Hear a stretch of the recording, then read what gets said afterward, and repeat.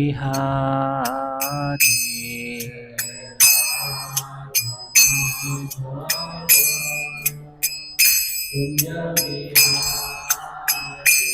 जय राधा माधव कुंज बिहारी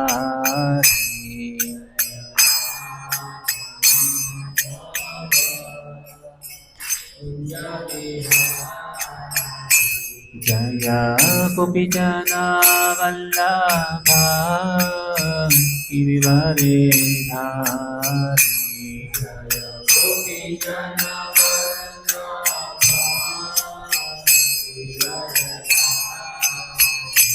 जय गोपीजन वल्लभ गिरिवरे धारी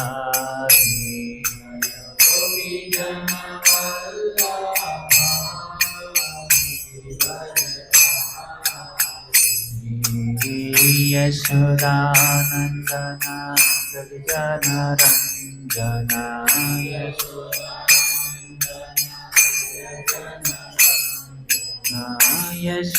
यशोदानंदन जन रंजन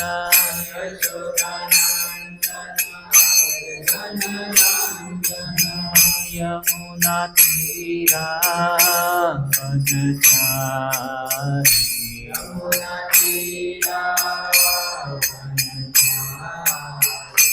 यमुना तीरा वनचारी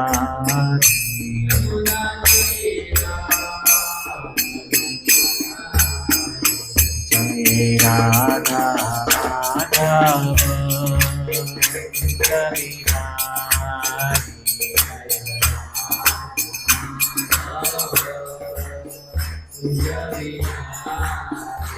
जय गोपी जनवल्लभ गिरिवरे धारी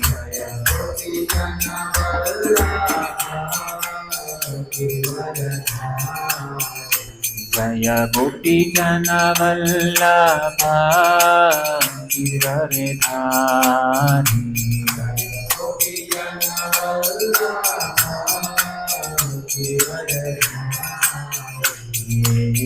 यशोदानंदन ब्रज जन रंजन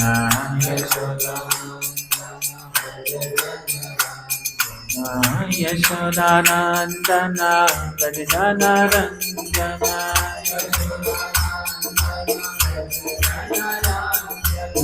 यमुना तीरा वनचारी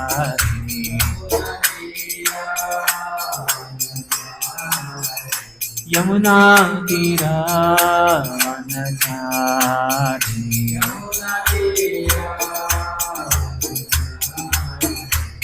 जय राधा माधव कुंज बिहारी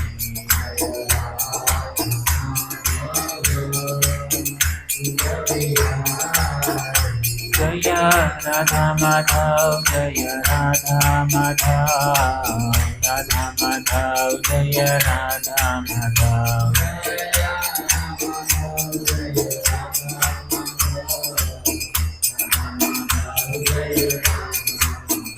जय राधा गिरिधारी राधा गिरिधारी राधा गिरिधारी राधे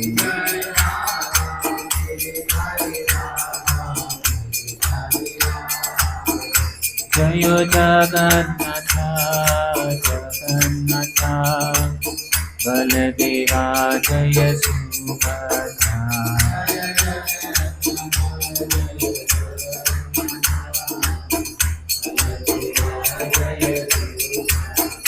जय सीताराम लक्ष्मण भक्त हनुमान सीताराम लक्ष्मण भक्त हनुमान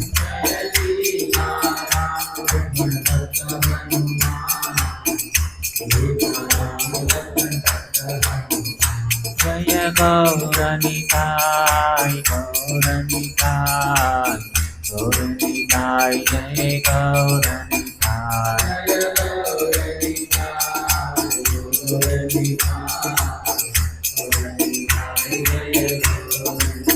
जय जय प्रभुपाद प्रभुपाद प्रभुपाद प्रभुपाद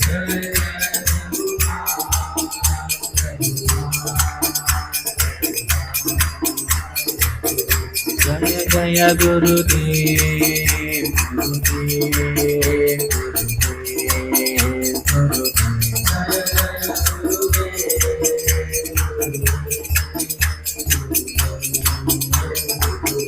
निताई गौर हरि बोल हरि बोल हरि बोल हरि बोल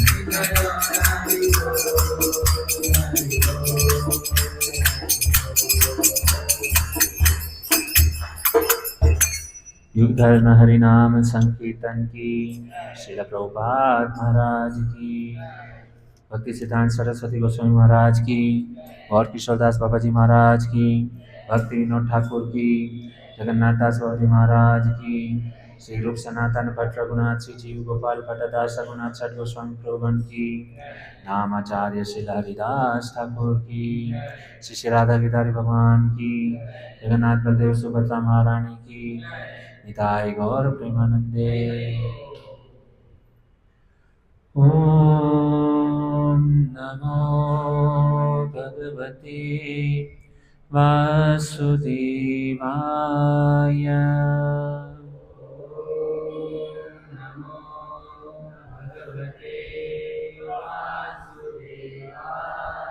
ओम नमो भगवते वासुदेवाय।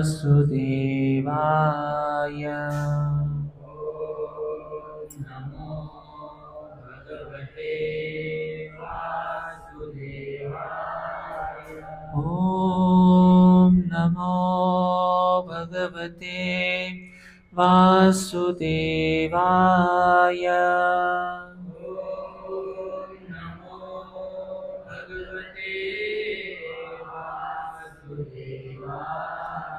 ओम अज्ञानतिमिरान्धस्य ज्ञानाञ्जनशलाकया चक्षुरुन्मीलितं येन तस्मै श्रीगुरुवे नमः।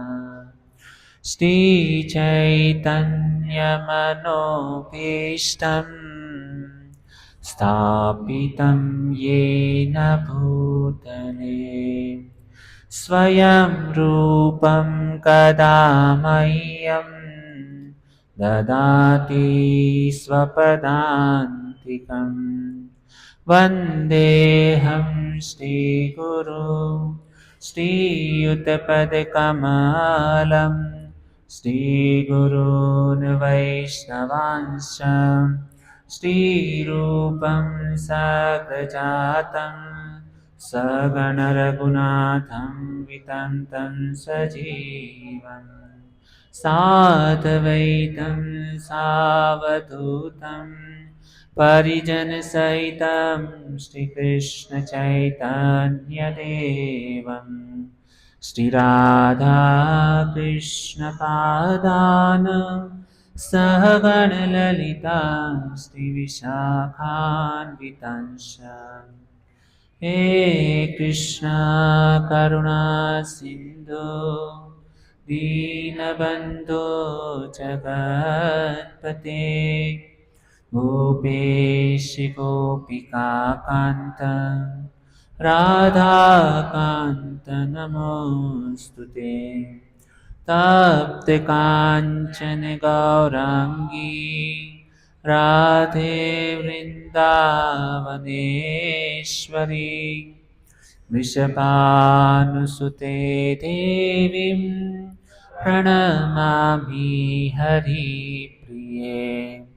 वाञ्छाकल्पतरुभ्यश्च कृपासिन्धुभ्य एव च पतितानां पावनेभ्यो वैष्णवेभ्यो नमो नमः। जय श्री कृष्ण चैतन्य प्रभु नित्यानंद श्री अद्वैत गदाधर श्रीवासादि गौर भक्तवृंद हरे कृष्णा कृष्णा कृष्णा हरे हरे हरे राम राम राम हरे हरे हरे कृष्णा कृष्णा कृष्णा हरे हरे हरे राम राम राम हरे हरे हरे कृष्णा कृष्णा कृष्णा हरे हरे हरे राम राम राम हरे हरे।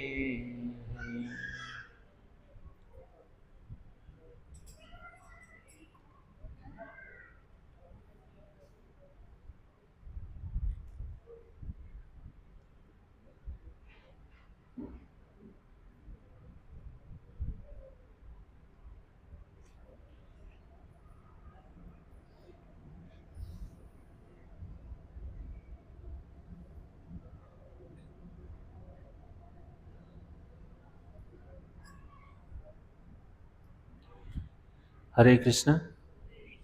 तो सर्वप्रथम यहाँ पर उपस्थित आप सभी भक्तजनों का अंतर्राष्ट्रीय कृष्ण भावनामृत संघ की ओर से हम हार्दिक स्वागत करते हैं।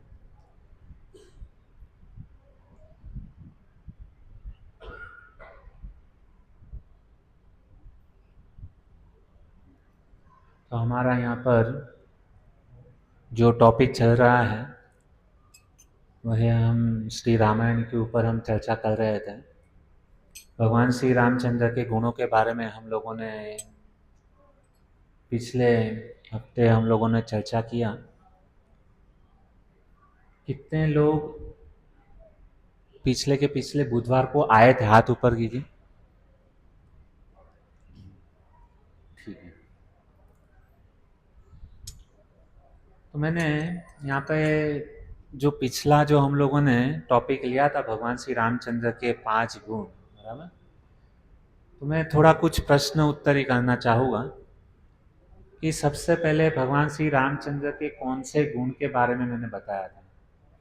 5 गुण थे, तो उसमें सबसे पहले कौन सा गुण था? हाँ? मानसिक संतुलन, मेंटल इक्विपमेंट। बहुत ही सुंदर। तो इसके ऊपर मैंने कौन सा उदाहरण दिया था? हम किस प्रकार से भगवान श्री रामचंद्र के 5, ऐसे तो बहुत सारे गुण हैं, लेकिन उसमें से सबसे पहले गुण के बारे में हम लोग ने बताया था कि भगवान श्री रामचंद्र जो थे उन्होंने मतलब किस प्रकार से हमारा मानसिक संतुलन जो है ना, वो हम कितना भी हमारे जीवन के अंदर मतलब विपद परिस्थितियाँ आए तो किस प्रकार से हम उसको मानसिक संतुलन जो है ना उसको ठीक तरीके से रख सकते हैं।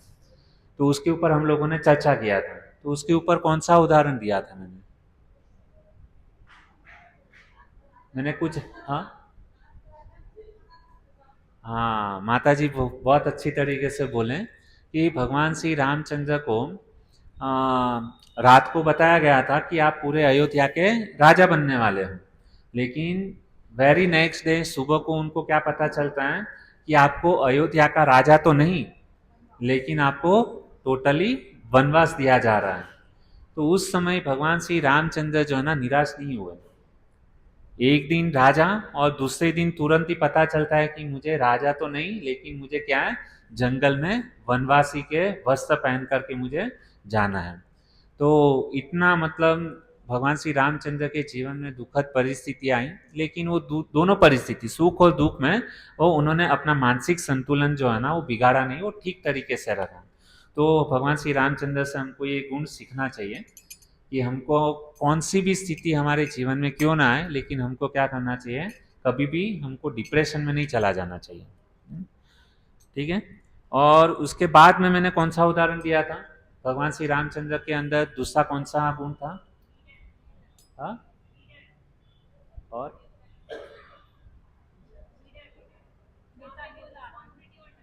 हाँ, माता जी बोल रही है कि दो चीज थी। भगवान श्री रामचंद्र जो थे ना वो लीडर पोजीशन के ऊपर थे, है ना। तो जब भी एक व्यक्ति जो है ना, जब भी लीडरशिप जब भी उसको दिया जाता है तो उसके सामने दो चीजें होती हैं। कौन सी दो चीजें होती हैं?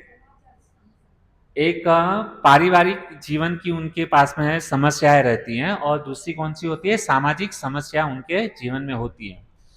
तो भगवान श्री रामचंद्र के पास में भी मतलब दो चीजें थी। जब भी वो लीडरशिप जब भी उनके पास में आया था तो उनके जीवन में भी एक दो चीज थी। एक फैमिली अटैचमेंट, फैमिली रिस्पॉन्सिबिलिटी थी, और दूसरा क्या था?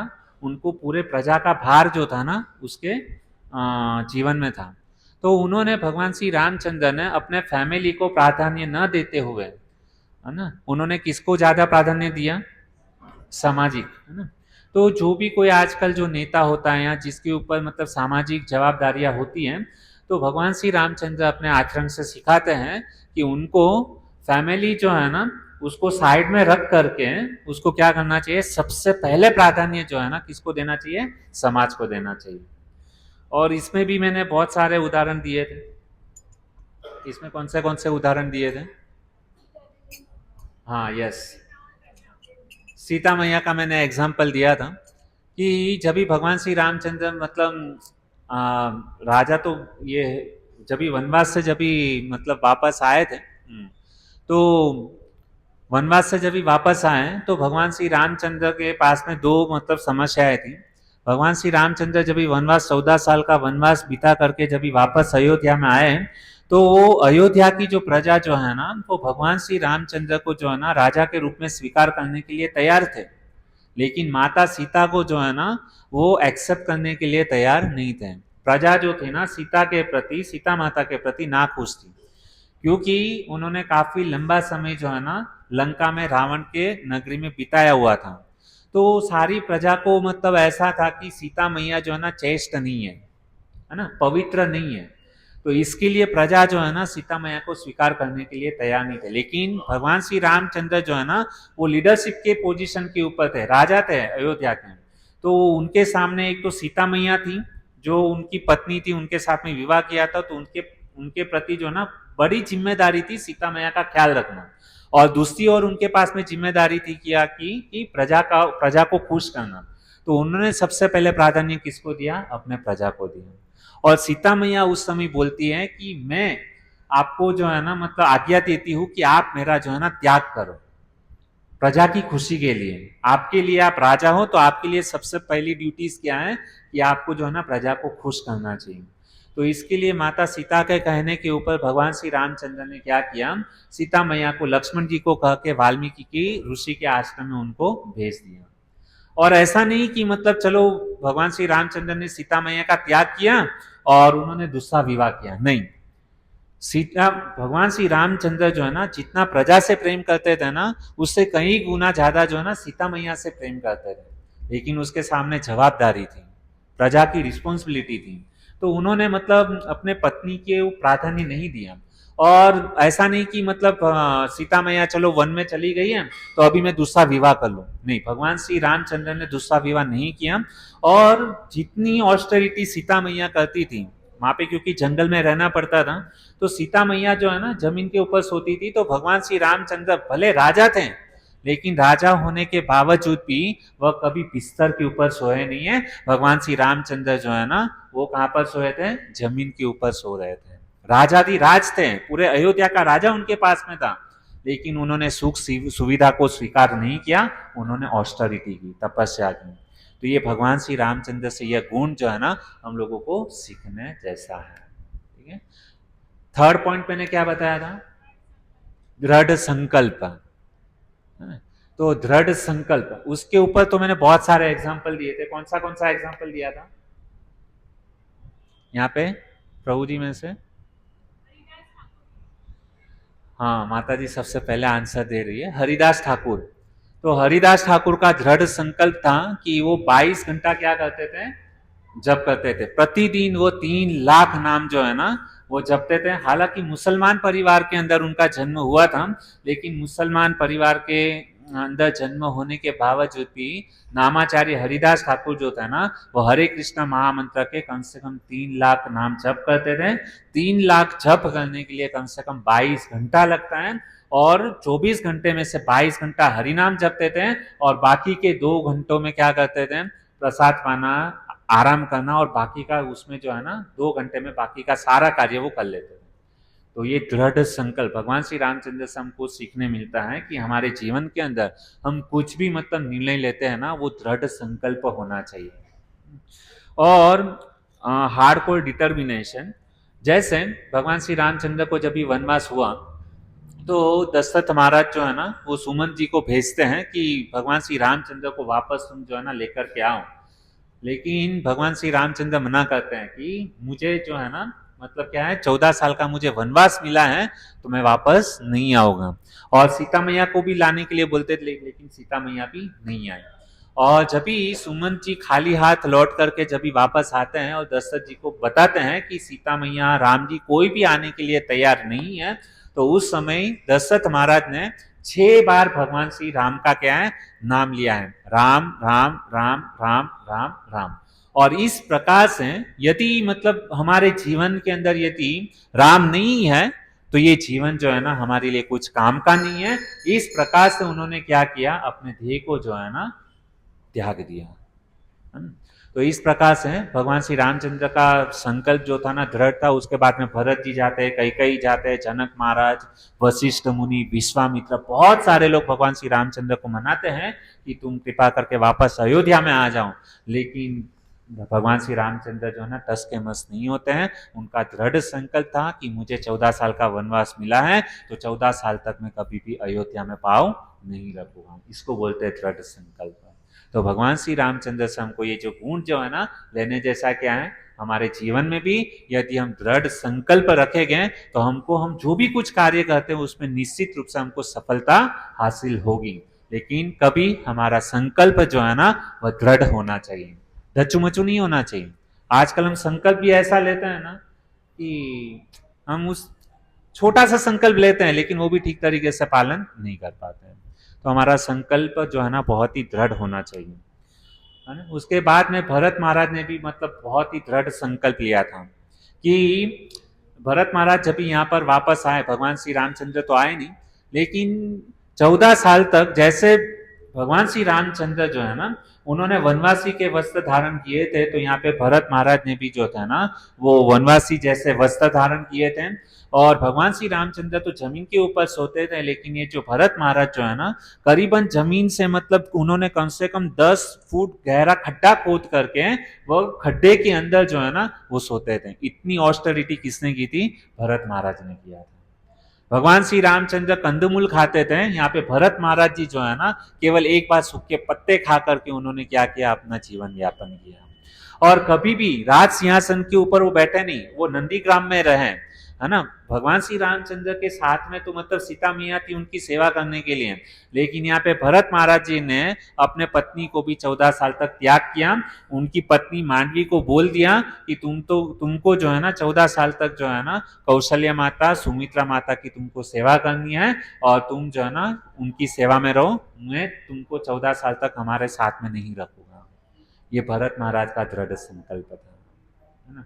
और राज सिंहासन के ऊपर वो खुद नहीं बैठे हैं, भगवान श्री रामचंद्र की जो चरण पादुका जो है ना उसको राज सिंहासन के ऊपर उनको बिठाया, उनको पूजा करते थे, उनकी आरती करते थे, और उनसे आज्ञा लेकर के अयोध्या का राज कारोबार संभालते थे। यह भरत महाराज के जीवन में उन्होंने ऑस्टेरिटी की, दृढ़ संकल्प, है ना।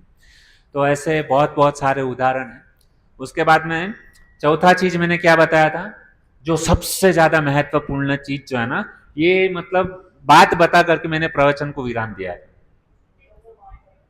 दूसरे को सम्मान नहीं, दूसरे को सम्मान देना नहीं, जितने भी छोटे छोटे लोग हैं, हमसे जो छोटे लोग हैं उनको क्या करना, रिस्पेक्ट देना, उसको आदर देना, सम्मान देना। ये भगवान श्री रामचंद्र जो है ना अपने आचरण करके सिखाते हैं। इसमें कौन सा उदाहरण दिया था?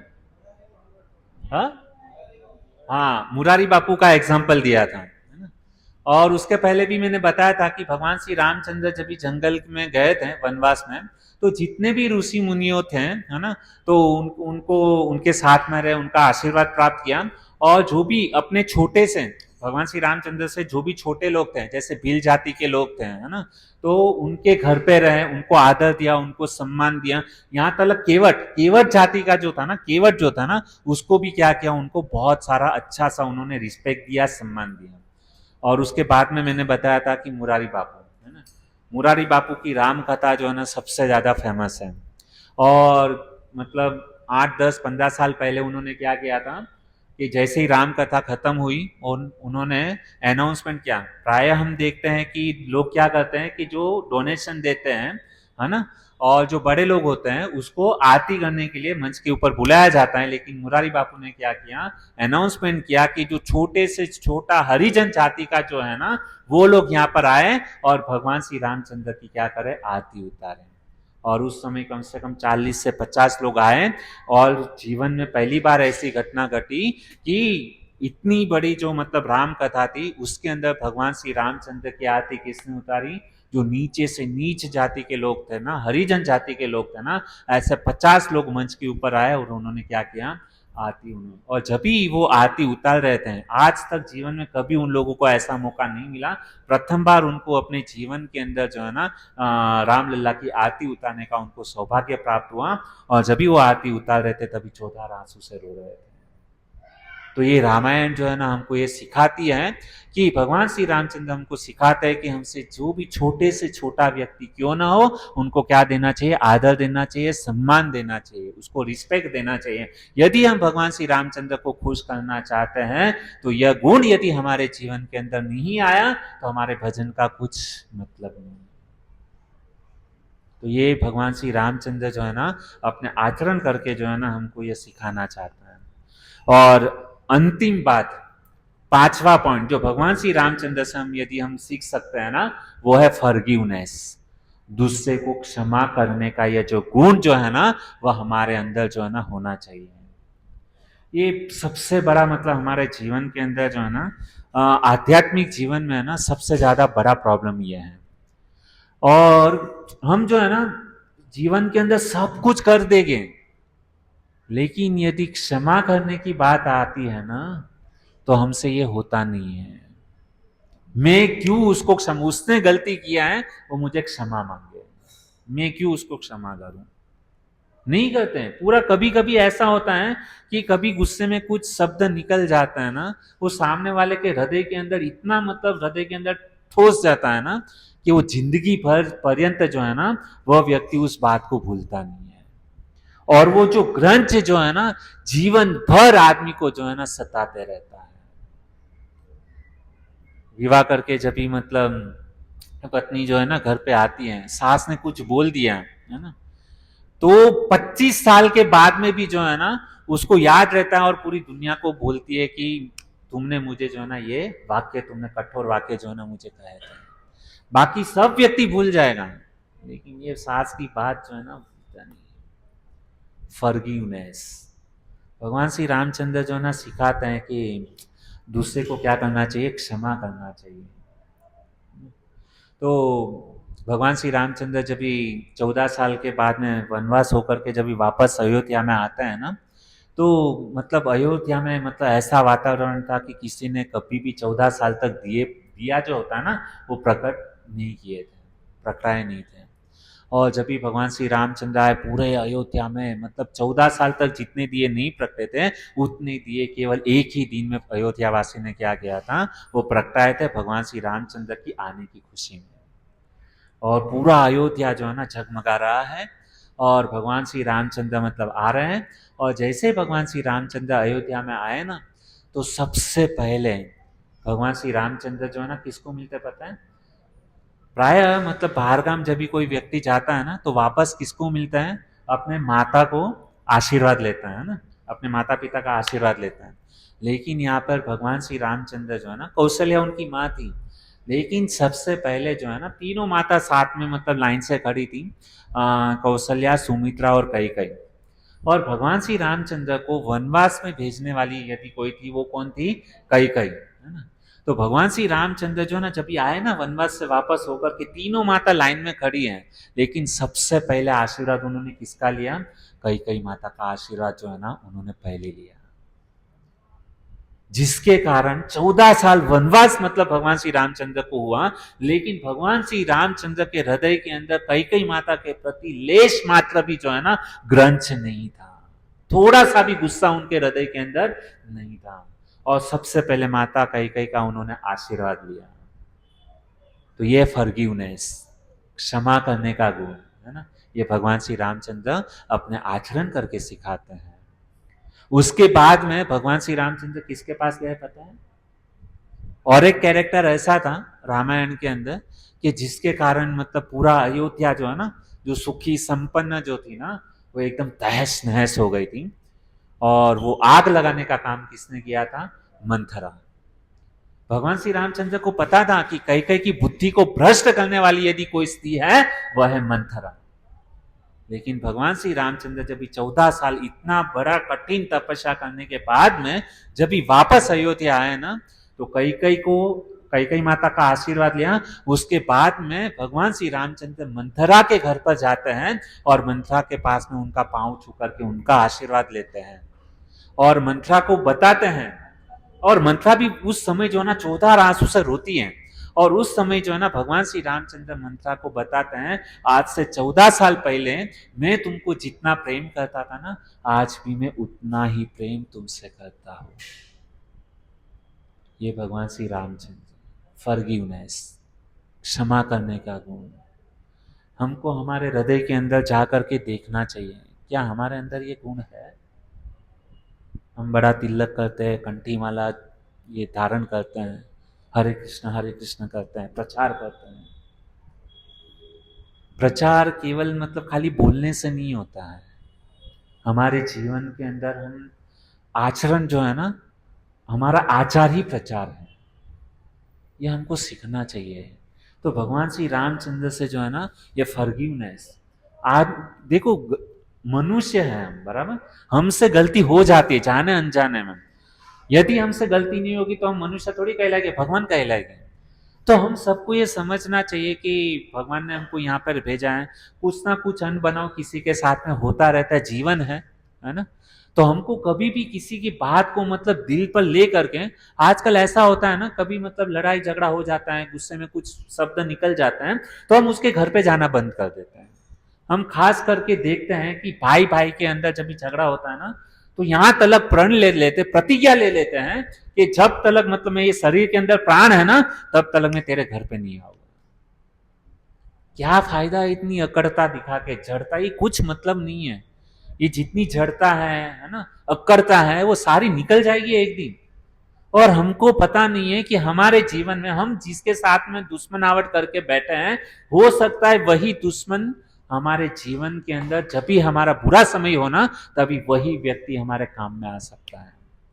इसके लिए भक्तों में जब भी किसी से मिलता हो ना, तो सबको एक ही बात बताता हूं कि कभी भी किसी के साथ में जो है ना रिलेशन खराब मत करना, किसी के साथ में संबंध जो है ना कभी खराब मत करना, क्योंकि कौन बंदा कभी हमारे जीवन में उपयोगी हो सकता है उसकी कोई गारंटी नहीं है। और कभी हो सकता है हम जिसके साथ में ज्यादा ग्रंथ से रखे हैं, जिसके मतलब जिसका हम चेहरा देखना नहीं चाहते हैं, वही व्यक्ति हमारे जीवन में इतना मतलब उपयोगी हो सकता है जिसकी हम कल्पना नहीं कर सकते। हम लोगों ने काफी सारे उदाहरण देखे हैं जीवन के अंदर। और हम क्या करते हैं, जो हमको जितना ज्यादा मतलब हो सकता है कि बाहरी दृष्टि से वो हमको लगता है कि हमारे ऊपर मतलब क्रोध कर रहा है, गुस्सा कर रहा है, लेकिन अंदर से उसका जो क्रोध करने का जो होता है ना, वो वास्तविक में उसके क्रोध के द्वारा हमको कुछ सिखाना चाहता है। माता पिता हमेशा बच्चे के ऊपर क्रोध करते हैं, तो बच्चा क्या समझता है, हमारे माता पिता हम पर हमेशा क्रोध करते हैं। लेकिन क्यों क्रोध करते हैं? भाई उसकी भलाई के लिए, उसके अच्छे के लिए क्रोध करते हैं। लेकिन बच्चे को लगता है कि माता पिता हमेशा हमको डांटते ही रहते हैं। क्या माता पिता की इच्छा होती है? नहीं, कभी भी नहीं होती। तो भक्तों, हमको जीवन के अंदर एक लेसन ले लेना चाहिए कि हमको कभी भी किसी के साथ में ग्रंथ नहीं करना है, किसी के साथ में क्रोध नहीं करना है। किसी के साथ में अनबनाव यदि हो भी जाए ना, तो फॉरगिवनेस, क्षमा करने का गुण जो है ना हमारे अंदर होना चाहिए। और कहते हैं ना, क्षमा बड़न को चाहिए छोटन को अपराध, क्या विष्णु को घट गयो जो भृगु ने मारी लात। क्षमा बड़न को चाहिए छोटन को अपराध। भृगु ऋषि ने भगवान को जो है ना जोर से मतलब परीक्षा लेने गए थे कि कौन भगवान है। ब्रह्मा जी की परीक्षा ली, फेल हो गए। शिव जी की परीक्षा ली, फेल हो गए। और बाद में मतलब उनको सारे ऋषि मुनि ने मतलब परीक्षा लेने के लिए भेजा था कि भाई कौन भगवान है। प्राय सब लोग ब्रह्मा विष्णु और महेश को भगवान मानते हैं, तो उसमें सबसे बड़ा भगवान कौन है। तो ब्रह्मा जी को भी क्रोध आ गया, उनको कुछ अनाप शनाप शब्द कह दिए। शिव जी को भी क्रोध आ गया। बाद में विष्णु को मतलब क्या है, बोला चाली से नहीं, परीक्षा कैसे ली, सीधा वो सोए थे तो उनकी छाती के ऊपर धड़ाम करके उन्होंने क्या किया, जोर से छाती के ऊपर लात मारी। और जब भी लात मारी फिर भी भगवान जो विष्णु जो था ना, उन्होंने मतलब गुस्सा नहीं किया। और उन्होंने मतलब भृगु मुनि के पैरों को सहलाते हुए मतलब उनको कहा कि मेरी ये छाती जो है ना कठोर, मतलब मेरा ये हृदय जो है ना कठोर है, पत्थर जैसा दिल है।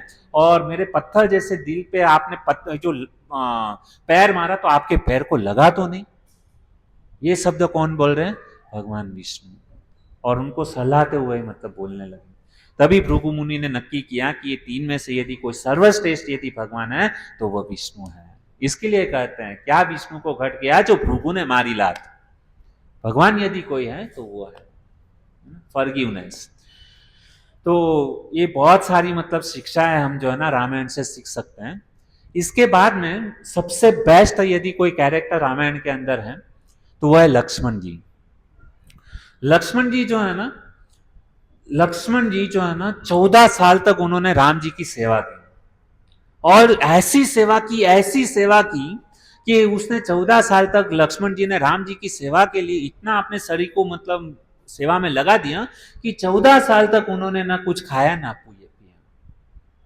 कभी 14 साल तक सोए नहीं, 14 साल तक उन्होंने खाना नहीं खाया।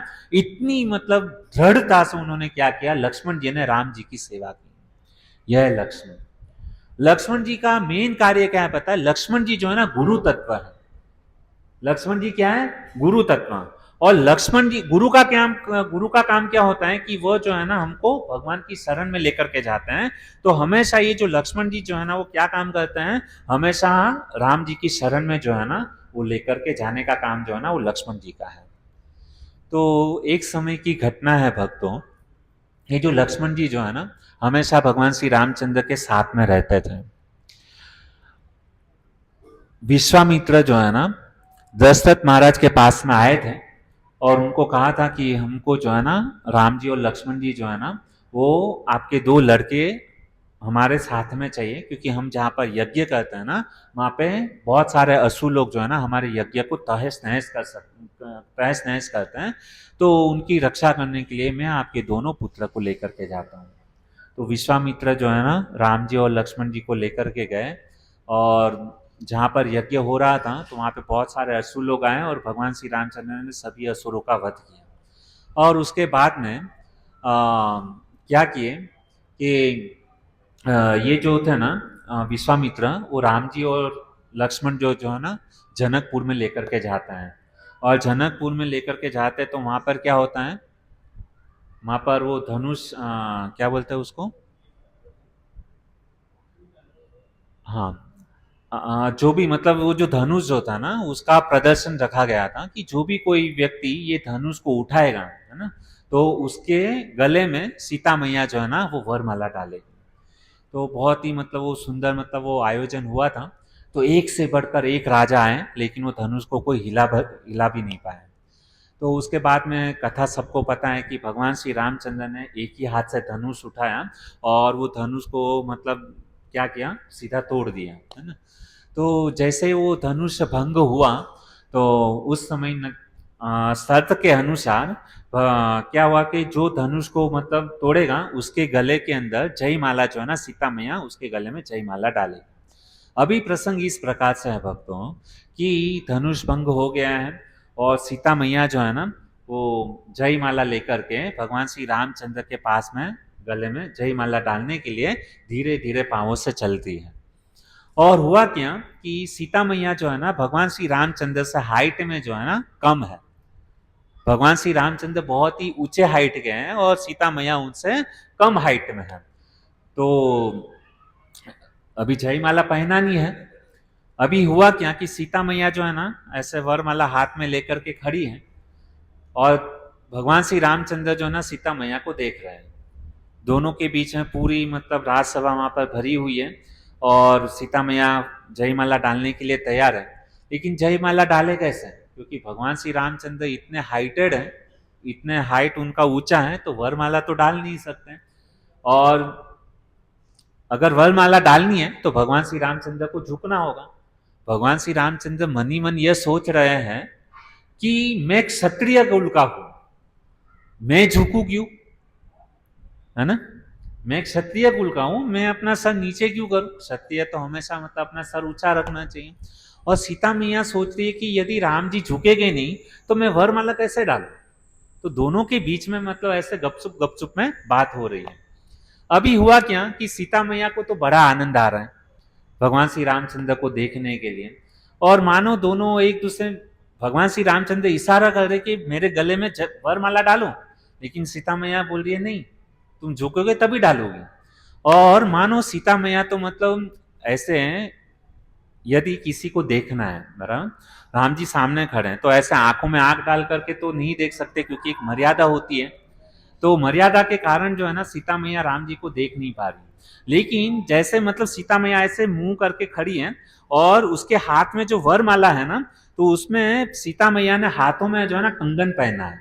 वो जो चूड़िया जो पहनी थी ना वो कांच की थी। और मानो मतलब भगवान श्री रामचंद्र का मतलब जो उनकी जो प्रतिबिंब जो होता है ना, सीता मैया ने हाथों में जो चूड़िया पहनी है ना, उस चूड़िया के अंदर वो कांच की चूड़िया थी और उस चूड़िया के अंदर भगवान श्री रामचंद्र के मुखारविंद का जो है ना वहां पे दर्शन हो रहा था। तो उसको देख करके जो है ना सीता मैया बहुत ही प्रसन्न थी और सीता मैया चाहती थी कि ऐसे ही भगवान श्री रामचंद्र जो है ना ऐसे ही खड़े रहे, कि इतने सालों से मुझे भगवान श्री रामचंद्र के दर्शन नहीं हो रहे और आज मुझे सौभाग्य मिल रहा है कि भगवान श्री रामचंद्र के मुख कमल का दर्शन करने का जो है ना मुझे सौभाग्य मिल रहा है। अभी दोनों में इस प्रकार से मतलब बातचीत चालू है। भगवान श्री रामचंद्र टेंशन में है, सीता मैया तो आनंद ले रही है। अभी हुआ क्या कि लक्ष्मण जी जो है ना वहां पर बैठे थे। लक्ष्मण जी समझ गए कि मतलब कुछ तो यहाँ पे गड़बड़ है।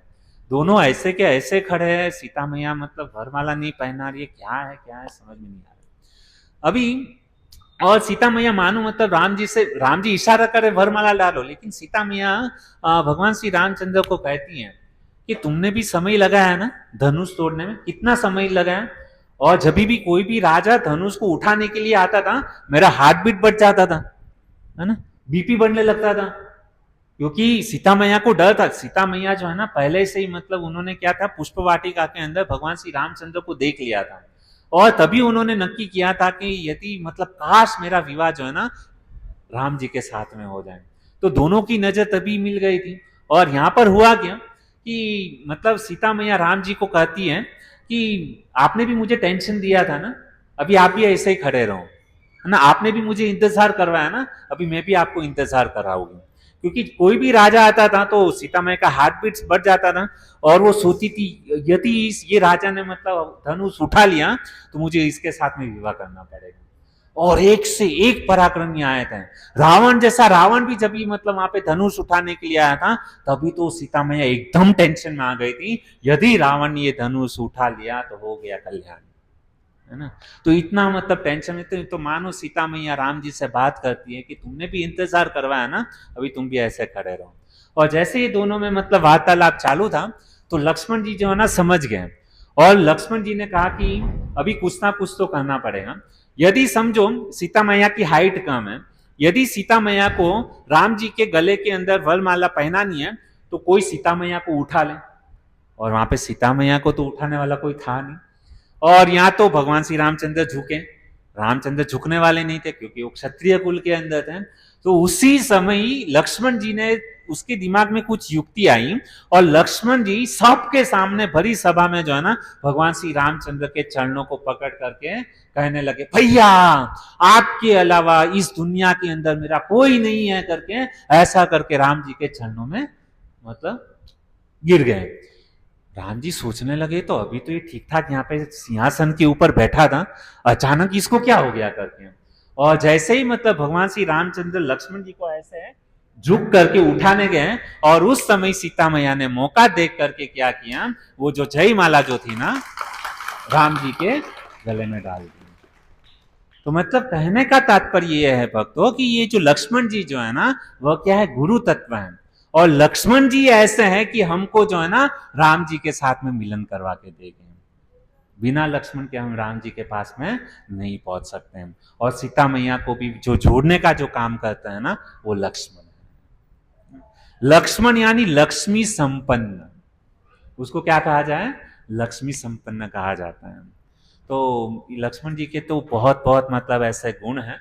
तो इस प्रकार से मतलब लक्ष्मण जी का जो है ना हमारे जीवन के अंदर बहुत ही बड़ा प्राधान्य है। यदि हम राम जी को समझना चाहते हैं तो बिना लक्ष्मण के हम राम जी को समझ नहीं सकते हैं। और लक्ष्मण जी ने जो सेवा किया है ना, अद्भुत सेवा किया है, उतनी सेवा हम नहीं कर सकते हैं। तो लक्ष्मण जी से मांगना चाहिए कि यदि आप हमारे ऊपर प्रसन्न हो ना, तो आप जिस प्रकार से राम जी की सेवा करते हो ना, ऐसी सेवा करने का भाव हमारे अंदर भी आया है। 14 साल तक ना खाना ना पीना, आप समझ सकते हो। हम केवल खाली मतलब एक दिन 5-6 घंटा नहीं सोते हैं ना, तो हमारी क्या दशा हो जाती है, सर दर्द करने लगता है। आप जरा कल्पना करके देखिए, 14 साल तक जो व्यक्ति न खाया न पिया न एक घंटे के लिए भी सोया नहीं, ऐसी सेवा, ये लक्ष्मण, ये रामायण जो है ना हमको बहुत कुछ सिखाती है। तो हमको ये रामायण से एक एक कैरेक्टर के पास से जो है ना हमको बहुत कुछ सीखने के लिए मिलता है। तो यह है रामायण। सीता के बारे में भी मैंने बहुत कुछ बता दिया, ये लक्ष्मण जी। बाद में आता है शत्रुघ्न। शत्रुघ्न जो है ना, उसका नाम है शत्रुघ्न, लेकिन उन्होंने अपने जीवन में किसी भी असुर का वध नहीं किया, किसी भी शत्रु का वध नहीं किया। खाली हम जब भी वृंदावन में जाते हैं ना, तो वहां पे एक लवणासुर नाम का एक मतलब असुर था, जिसका शत्रुघ्न जी ने वध किया था। बस अपने जीवन में केवल एक ही लवणासुर को वध किया था। लेकिन ये जो शत्रुघ्न जो था ना, देखिए भगवान की सेवा करने के लिए लक्ष्मण जी थे, बराबर। बाद में भगवान की सेवा करने के लिए भरत जी, है ना, भरत जी ने राम जी की सेवा की, और राम जी को प्रसन्न करने के लिए उन्होंने सब कुछ न्योछावर किया। भगवान की सेवा करना इजी है, भगवान के भक्तों की सेवा करना इजी है, लेकिन भगवान के भक्तों के भक्तों के भक्तों की सेवा करना ना, वो बहुत डिफिकल्ट है। किसी का दास बनना इजी है, लेकिन उसका दासों का दास बनना ना, वो कठिन कार्य है। तो ये शत्रुघ्न जी क्या करते हैं, भरत जी जो है ना राम जी की सेवा करते थे, और ये शत्रुघ्न क्या करते थे, भरत जी की सेवा करते थे। समझ में आ रहा है भक्तों। और उसमें हमारा अहंकार जो है ना, वो बहुत अहंकार बीच में आएगा। भगवान की सेवा सब लोग कर लेते हैं, लेकिन उसकी भक्तों की सेवा करना ना, वो सबसे कठिन कार्य है। भगवान के बाद में गुरु की सेवा भी सब लोग करेंगे, लेकिन वो जो गुरु के जो शिष्य है ना, उसकी सेवा करना ना, वो बहुत डिफिकल्ट है, बहुत कठिन है। और सेवा के लिए जो है ना, मतलब ये ईगो को हमको साइड में रखना पड़ेगा। हमारा जो अहंकार जो है ना, उसको साइड में रख करके हमको क्या करनी पड़ेगी, सेवा। और पूरे जीवन पर्यंत तक जो है ना, शत्रुघ्न जी ने क्या किया, भरत महाराज की जो है ना सेवा की। तो इस शत्रुघ्न जी से हमको सीखने के लिए यह गुण मिलता है। और भी बहुत सारे कीर्तार हैं, लेकिन आज मैं थोड़ा सा उसको हट करके थोड़ा भगवान के नाम की महिमा के बारे में भी मुझे बताना है। क्योंकि यहाँ पर जो भगवत गीता कोर्स हुआ, तो हमारा उसके पीछे इंटेंशन यह था कि यहाँ पे जितने भी लोग आते हैं सत्संग सुनते हैं, बराबर। लेकिन ये हम लोग हमने थोड़ा मतलब देखा भी है कि सत्संग में लोग बहुत बहुत सारे लोग आ भी जाते हैं, सत्संग सुनते भी हैं, लेकिन जो सत्संग सुनते हैं ना, वो हृदय में जाता नहीं है। क्यों नहीं जाता पता है, क्या कारण है। हम जो सत्संग सुनते हैं, बराबर, हर एक बुधवार को यहाँ पे आके बैठ जाते हैं, अच्छा भी लगता है, प्रसाद भी लेते हैं, घर पे भी चले जाते हैं, दूसरे को बताते भी हैं, लेकिन वो सत्संग जो है ना हृदय के अंदर टिकता नहीं है। उसका कारण क्या है,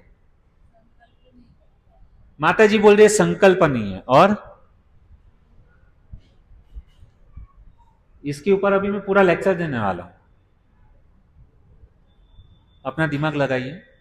हम जो प्रवचन सुनते हैं, है ना, आज के दिन नहीं याद रहेगा, कल के दिन याद रहेगा, लेकिन जीवन पर्यंत तक हमारे हृदय के अंदर टिकता नहीं है ज्ञान। तो उसका कारण मैं जानना चाहता हूं। हाँ? उसको धारण, लेकिन क्यों नहीं होता है धारण? यस, प्रभु जी ने बोला श्रद्धा नहीं है। दूसरा ये वासुदेव प्रभु ने बोला कि नाम स्मरण नहीं करते इसके लिए।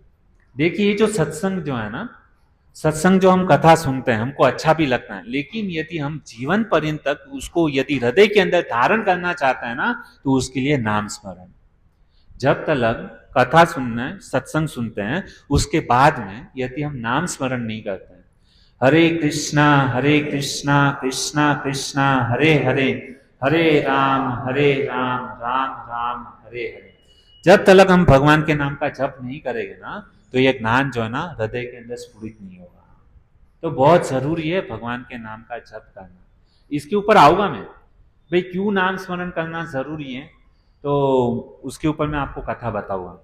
देखिए, भगवान के नाम का हम जब भी कीर्तन करते हैं ना, तो कीर्तन करने से हमारा हृदय जो है ना वो शुद्ध हो जाता है, हमारा हृदय वो पवित्र हो जाता है भगवान का नाम संकीर्तन करने से।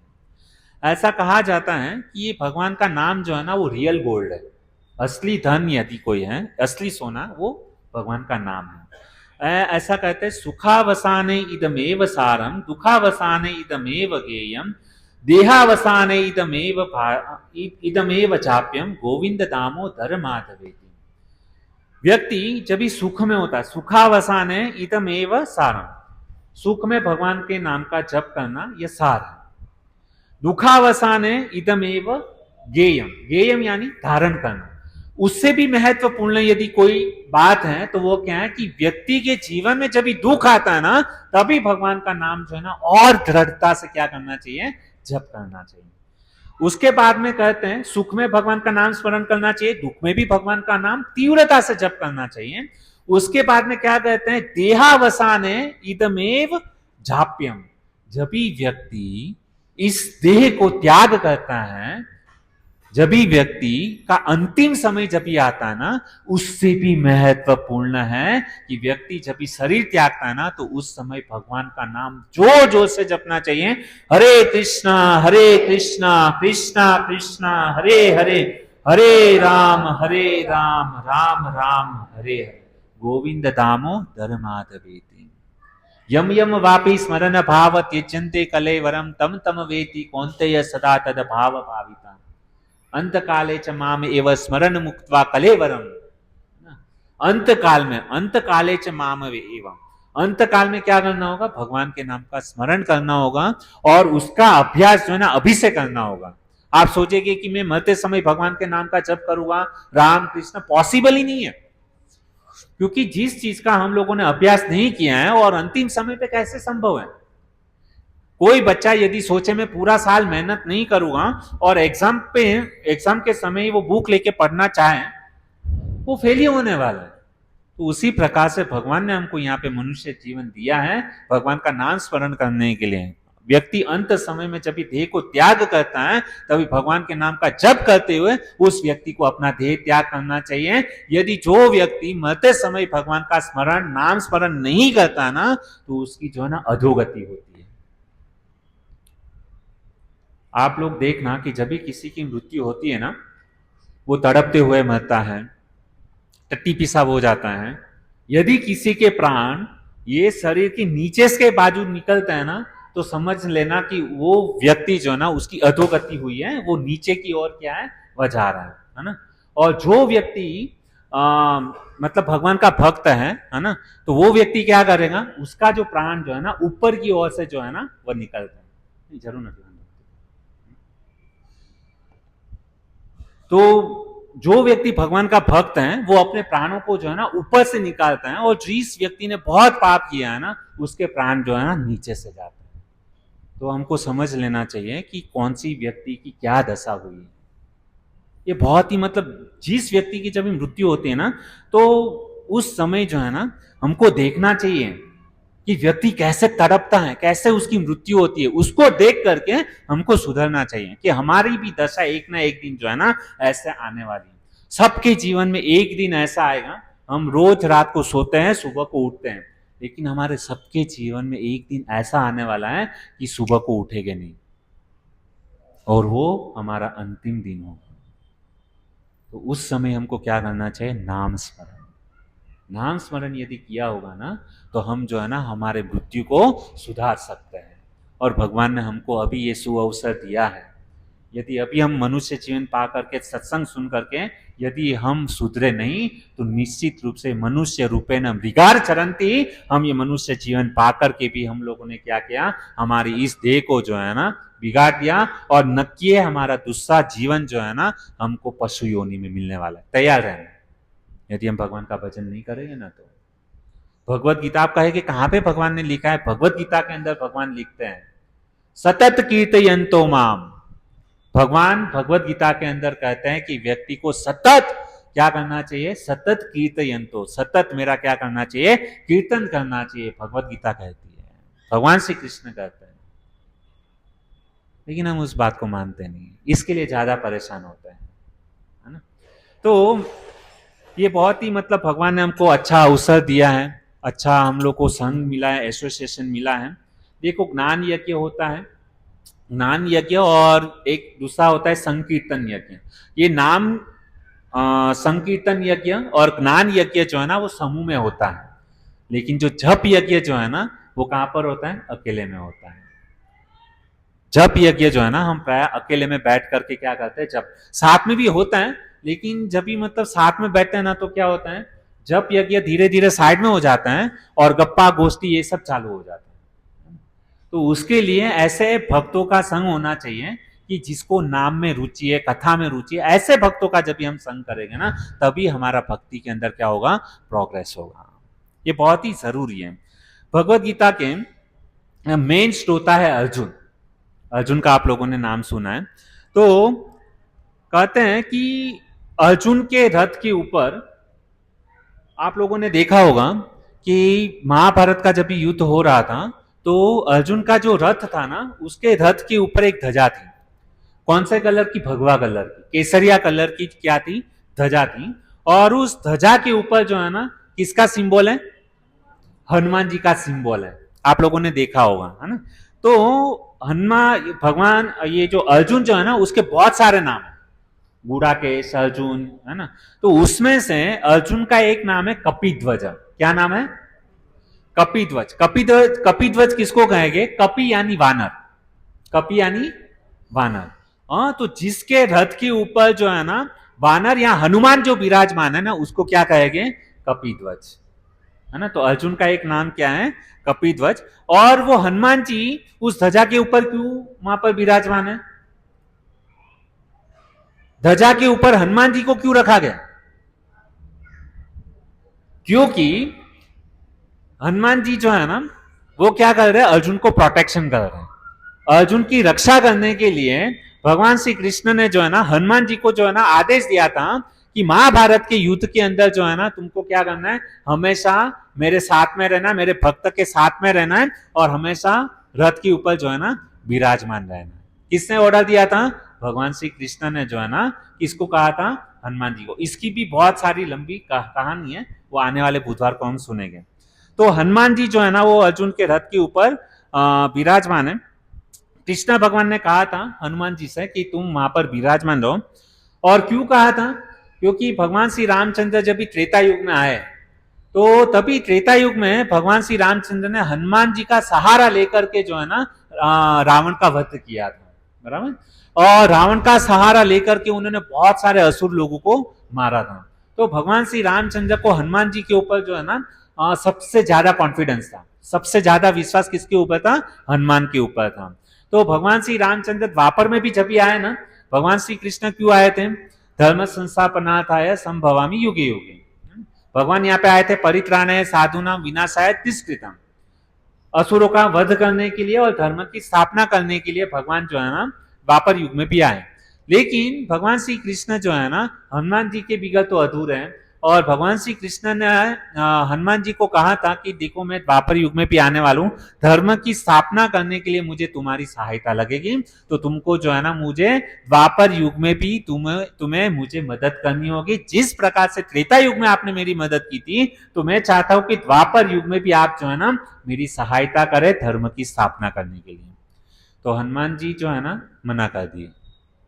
हनुमान जी बोले नहीं। तो भगवान श्री कृष्ण पूछने लगे कि त्रेता युग में तो आपने मुझे सहायता किया था, अभी द्वापर युग में क्यों मुझे मना कर रहे हो करके। तो उसने कहा कि देखो आप जब भी त्रेता युग में आए थे ना, तो तभी क्या हुआ था कि आपने देखो मैं एक शर्त के ऊपर जो है ना आपके पास में मतलब आने के लिए तैयार हूं, मदद करने के लिए तैयार हूं।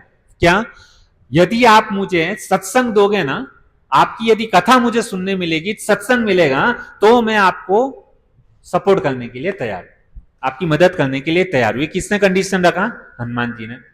अभी कृष्ण उनको पूछने लगे कि त्रेता युग में जब भी मतलब मैं रावण का जब भी वध किया, तभी तो मैंने आपको कोई सत्संग दिया नहीं, तो तभी क्यों आपने मेरी सहायता की? तो हनुमान जी तभी कहने लगे कि देखिए ये सुग्रीव जी, ये विभीषण जी जब भी आपके पास में है, तो आप उनको क्या करते थे, आप उनको सत्संग देते थे, उनको कथा बताते थे, तो उस कथा को सुन करके जो है ना मुझे नरिशमेंट मिलता था, है ना। तो इसके लिए मैं अभी भी चाहता हूं कि यदि आप मतलब, और यहाँ पे तो क्या महाभारत का युद्ध होने वाला है, महाभारत में तो केवल लड़ाई झगड़ा होने वाला है, तो उसमें आप मुझे कथा कहां से सुनाए।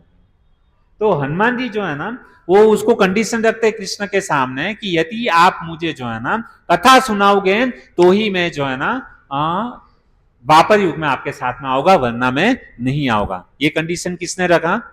हनुमान जी ने। भगवान उनको सेवा देना चाह रहे, लेकिन सेवा भी ऐसे नहीं ले रहे। देखिए हनुमान जी से हम लोगों को जो है ना सीखना चाहिए। हनुमान जी बहुत बुद्धिमान है, और हनुमान जी से हमको क्या सीखना चाहिए? हनुमान जी हनुमान जी से हम आइडिया ले सकते हैं कि हनुमान जी ने जो है ना सेवा की, लेकिन सेवा के साथ में उन्होंने क्या बोला भगवान को कि मुझे सेवा के साथ में आपकी जो है ना कथा मुझे चाहिए, आपका सत्संग चाहिए। यदि यहाँ पे भी हमको कुछ सेवा मिलती है ना मंदिर में यहाँ, तो कंडीशन हमको रखना चाहिए। क्या रखना चाहिए? कि हमको सत्संग कथा जो है ना वो कथा सुन करके बाद में हमको क्या करना चाहिए? सेवा करना चाहिए। यदि बिना सत्संग सुने यदि हम सेवा करेंगे, तो हम केवल अपराध करेंगे।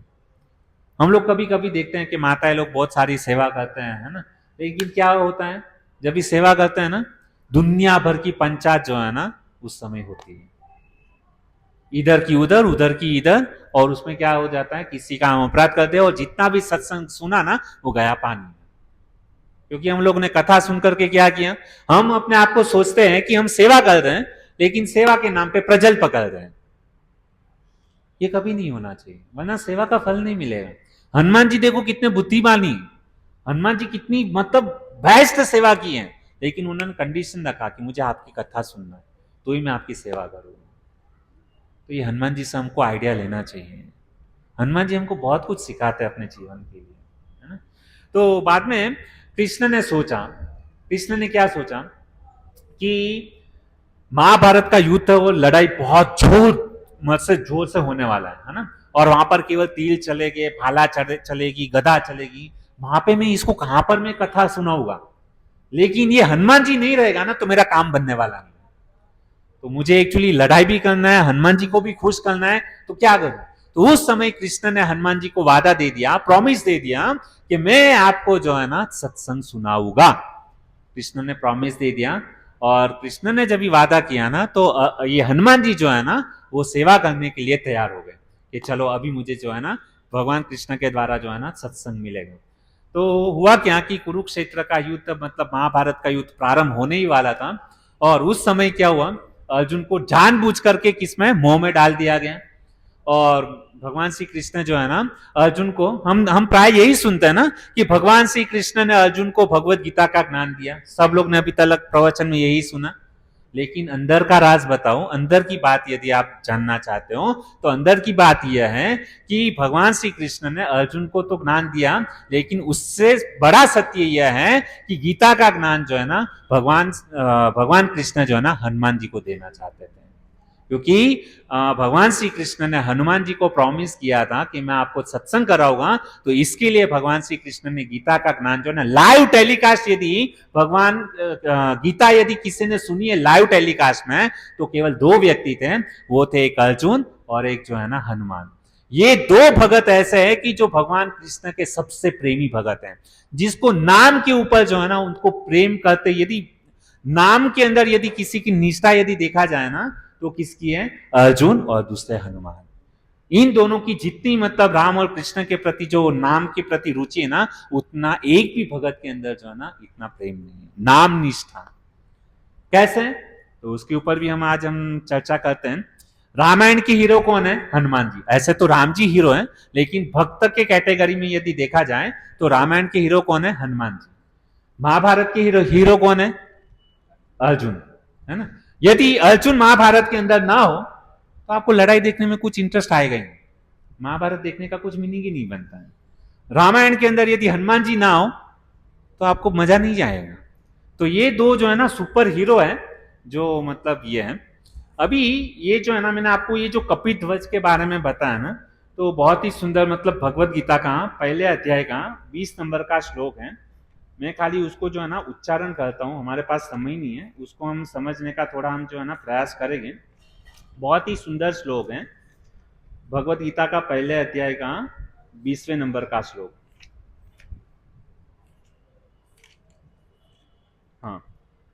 अथ व्यवस्थितान् दृष्ट्वा धातराष्ट्रान् कपिध्वज प्रवृत्ते शस्त्रसम्पाते धनुर्धम्य पाण्डव ऋषिकेशं तदा वाक्यम् इदं माह महीपते। कहते हैं उस समय हनुमान से अंकित ध्वजा लगे रथ पर आसीन पांडु पुत्र अर्जुन अपना धनुष उठाकर तीर चलाने के लिए उद्यत हुआ।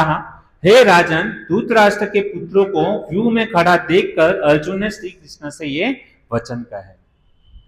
अभी क्या युद्ध तो होने ही वाला था, और हम जो हनुमान जी और अर्जुन जी की जो चर्चा कर रहे हैं, तो हनुमान अर्जुन के रथ के ऊपर क्या था? ध्वजा लगी थी, है ना। और अर्जुन का नाम है कपिध्वजा, है ना। भगवा कलर की ध्वजा लहराई वहां पे फरफरा रही थी, और उसके ऊपर क्या था? हनुमान जी जो था ना वहां पर विराजमान थे। और भगवान श्री कृष्ण ने जो क्या किया, अर्जुन और हनुमान को क्या किया? गीता का ज्ञान उन्होंने सुनाया। कहते हैं ऐसा, ये दोनों प्रेमी भक्त हैं, दोनों भी मतलब बुद्धिशाली है, शक्ति में भी सबसे पावरफुल है। हनुमान के मन राम बसे हैं और अर्जुन को श्याम सुहाए, दोनों योद्धा एक समान, जैसे अर्जुन ऐसे हनुमान। कहते हैं कि हनुमान जी के मन में राम बस, जहां पर राम है वहां पर क्या है? हनुमान जी है। और हनुमान जी के हृदय के अंदर तो मतलब सीताराम लक्ष्मण विराजमान है ही। उन्होंने अपनी छाती को फाड़ करके उनको सबको दिखा दिया था कि हनुमान जी के हृदय के अंदर क्या है? सीताराम का वास है। और अर्जुन भी कोई कम नहीं है। ये अर्जुन और हनुमान, वो ऐसा कहा जाता है कि उनको राम के प्रति इतनी मतलब रुचि थी कि दोनों के मतलब रोमकूप से जो है ना क्या निकलता था? अर्जुन के रोमकूप से श्याम श्याम श्याम श्याम श्याम ऐसा निकलता था, और हनुमान जी के रोमकूप से क्या निकलता? राम राम राम राम राम। तो ये दोनों जो है ना क्या है? भगवान के प्रेमी भक्त हैं, और दोनों नाम के प्रेमी हैं। दोनों के रोमकूप से क्या निकलता है? भगवान के नाम का ये निकलता है। अभी हनुमान महाभारत के अंदर अर्जुन हमेशा जो है ना कृष्ण के साथ में रहे। ऐसा कहा जाता है कि भगवान श्री कृष्ण जो है ना इस धरातल के ऊपर 129 साल तक जो है ना यहाँ पर प्रकट लीला की है भगवान श्री कृष्ण। और उसमें सबसे ज्यादा समय यदि भगवान श्री कृष्ण रहे हैं ना, तो एक ही पर्सन का नाम आता है, एक ही भक्त का नाम आता है। सबसे ज्यादा समय भगवान श्री कृष्ण ने यदि बिताया है तो किसके साथ में बिताया? अर्जुन के साथ में बिताया है। और रामायण के अंदर यदि देखा जाए तो भगवान श्री रामचंद्र ने सबसे ज्यादा समय यदि किसी के साथ में बिताया है तो हनुमान जी के साथ में बिताया है। क्यों भगवान श्री कृष्ण अर्जुन को इतना प्रेम करते थे? क्यों भगवान श्री रामचंद्र हनुमान जी को इतना प्रेम करते थे? क्योंकि दोनों की जो है ना नाम के प्रति क्या थी? उनकी श्रद्धा थी, नाम प्रेमी थे, इसके कारण जो है ना दोनों प्रेम करते थे। मैं थोड़ा 5 मिनट आपका ज़्यादा लूँगा, क्योंकि ये स्टोरी मैं प्रयास करता हूँ जितना हो सके उतना आपको समझाने के लिए। ऐसा कहा जाता है कि भगवान श्री कृष्ण जो है ना, तो सबसे ज़्यादा यदि प्रेम करते थे तो श्रीमती राधा रानी को प्रेम करते थे। लेकिन भगवान श्री कृष्ण जो है ना, राधा को भी इतना समय नहीं दे पाए जितना अर्जुन को दिए। भगवान श्री कृष्ण गोकुल में केवल 11 साल तक थे, बाद में तो मथुरा चले गए थे। तो भगवान श्री कृष्ण ने राधा को भी केवल कितना, 11 साल तक वृंदावन में रहे। तो राधा जी को भी इतना समय नहीं दिया। रुक्मणी उनकी पत्नी थी, है ना, बहुत प्रेम करते थे। लेकिन भले विवाह रुक्मणी ने कृष्ण जी के साथ में किया, लेकिन फिर भी समय जो है ना, रुक्मणी को इतना नहीं दिए जितना समय अर्जुन को दिए। न राधा को इतना समय दिए, ना रुक्मणी को इतना समय दिए। सबसे ज्यादा समय यदि किसी को दिया है तो अर्जुन को दिया है। और जब भी मतलब राधा रानी तो यहाँ तक कहती थी कि जब भी भगवान श्री कृष्ण रात को सोते थे ना, तो अपनी जो बंसी जो है ना, वो बंसी को साथ में लेकर के सोते थे। बंसी को एक पल के लिए छोड़ते नहीं थे। और दिन में क्या होता था, दिन में जब भी मतलब जाते थे गैये चराने के लिए, सुबह को निकल जाते थे, तो पूरा दिन मतलब गऊ के साथ में वो बिता देते थे। और उनको जलते हुए राधा रानी और जितनी अन्य गोपियां हैं, वो कृष्ण को कहती हैं, हम लोग इतनी सुंदर हैं दिखने में, है ना, लेकिन फिर भी हे कृष्णा, आप हमारे साथ में थोड़ा सा भी समय नहीं बिताते हो। और पूरा ज्यादा से ज्यादा समय किसको देते हो, अपनी बंसी को देखते हो और गैये को देते हो। जो पशु हैं, हमसे भी मतलब ज्यादा समय आपने क्या दिया, उनको दिया। हमारा कितना दुर्भाग्य है, हम इतनी दिखने में इतनी सुंदर हैं, लेकिन आपको खुश नहीं कर पा रही है। तो इस प्रकार से मतलब राधा रानी व्यंग में ये सब बातें करती है। रुक्मणी भी कहती है कि हमने आपके साथ में विवाह किया है, लेकिन आप हमको कितना समय देते हो। पूरा ज्यादा से ज्यादा समय किसको देते हो, अर्जुन को देते हो।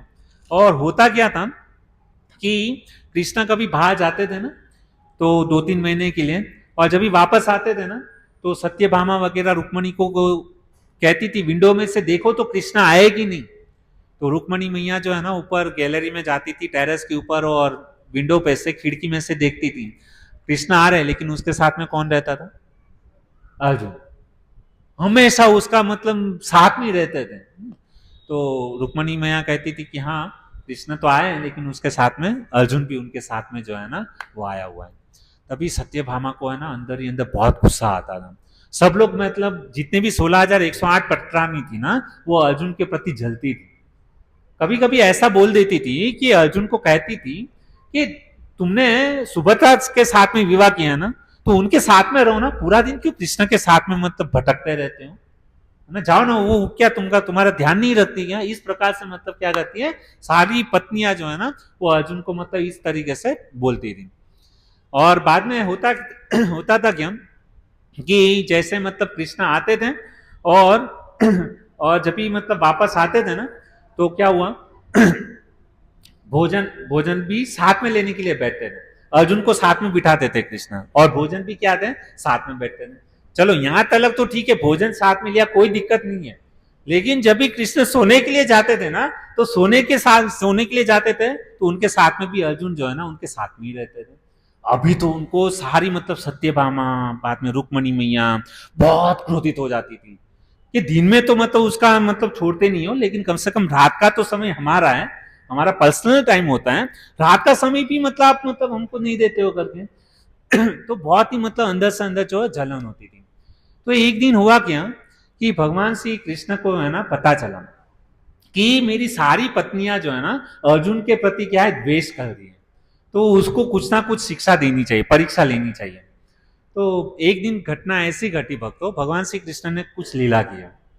तो भगवान श्री कृष्ण ने क्या किया कि प्रसाद का समय हो गया था, पूरा दिन अर्जुन के साथ में थे, प्रसाद भी साथ में लिया। अभी हुआ क्या कि भगवान श्री कृष्ण ने सारी 16,108 पटरानी जो थे ना, वो रात देख के बैठी थी कि अभी कृष्ण जो है ना हमारे कक्ष में आएंगे, हम उनकी सेवा करेंगे, उनसे बातचीत करेंगे, कुछ प्रेम की बातें करेंगे। लेकिन भगवान श्री कृष्ण ने क्या किया, भगवान श्री कृष्ण ने सारी पटरानियों को कहा, मैं अर्जुन के साथ में जो है ना कुछ समय के लिए रात को घूमने के लिए आइसक्रीम खाने यहाँ बाहर जाता हूँ, है ना। जैसे रात का समय होता है तो फ्रेंड्स लोग आते हैं ना कि चलो हम घूमने के लिए बाहर जाते हैं रास्ते के ऊपर। तो भगवान श्री कृष्ण ने सारी पटरानियों को कहा कि मैं अर्जुन के साथ में पर्सनली बाहर घूमने के लिए जा रहा हूँ और मुझे रात को थोड़ा लेट हो जाएगा करके, इतना करके भगवान श्री कृष्ण निकल गए। अभी यहाँ पे क्या हुआ कि सारी पटरानियां जो है ना वो कृष्ण की राह देख करके, चलो आएंगे अभी आएंगे, 1 घंटा 2, बाहर घूमने के लिए कितना समय लगता है? आधा घंटा, 1 घंटा, 2 घंटा, ज्यादा समय तो नहीं लगना चाहिए। लेकिन भगवान श्री कृष्ण ने पता नहीं, आधा घंटा, 1 घंटा, 2 घंटा, 3 घंटा, रात को 12 बज गए, लेकिन भगवान श्री कृष्ण आए नहीं। यहाँ पे सब सारी मतलब 16,108 पटरानी जो है ना वो कृष्ण की राह देख रही कि अभी आए अभी आए अभी आए, उनको रहा नहीं गया। अरे अभी तो मतलब सोने का टाइम हो गया, अभी भी कृष्ण हमारे मतलब कक्ष में नहीं आए, क्या करे? तो हुआ क्या कि सत्यभामा ने अपनी एक सखी को भेजा, कहां पे? कृष्ण के कक्ष में, कि जाओ तो जरा देख के आओ तो कृष्ण और अर्जुन क्या कर रहे। तो सखी जो है ना, सत्यभामा की सखी जो है ना वो वहां पर गई और देखा ऐसे दूर से कमरे के पास में जा करके। तो क्या देखा उसने? उसने देखा अर्जुन सो रहे थे और भगवान श्री कृष्ण क्या कर रहे थे? उनके पांव दबा रहे थे। क्या कर रहे थे?